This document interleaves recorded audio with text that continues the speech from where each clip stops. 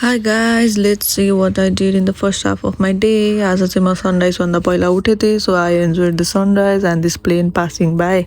It looked so pretty. त्यसपछि म एकछिन फेरि सुत्न गएँ, म केही कामले मात्रै बिहान उठेको थिएँ, so त्यसपछि चाहिँ म 8:30 तिर उठेँ. I got freshened up, washed my face. म चाहिँ युजुअली बिहान उठ्ने बित्तिकै ब्रस चाहिँ गर्दिनँ. I just wash my face and gargle. Because सुत्ने बेला ब्रस गरेर सुतेपछि I don't believe in उठ्ने बित्तिकै ब्रस गर्ने. Then I drank a glass of water. आज चाहिँ मैले ब्ल्याक टी सँग सुगर फ्री बिस्किट र कुकिज खाएको थिएँ. म चाहिँ I keep switching between black tea, milk tea or something with milk, mostly choco something. Sugar free biscuit चाहिँ मिठो भएर हो है, हेल्दी भएर चाहिँ होइन.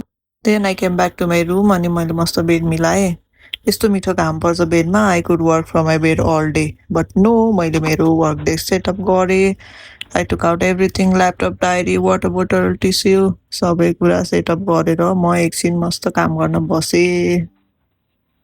I usually start at 9:30. 2 घण्टा मस्त काम गरेपछि it was lunch time. मैले दाल, चटनी र सिमी आलुको तरकारीसँग मस्त घरको गाईको घिउ हालेर एक थाल भात खाएँ अनि घाम तापेर फेरि एकछिन काम गरेँ. And that was my first half of the day.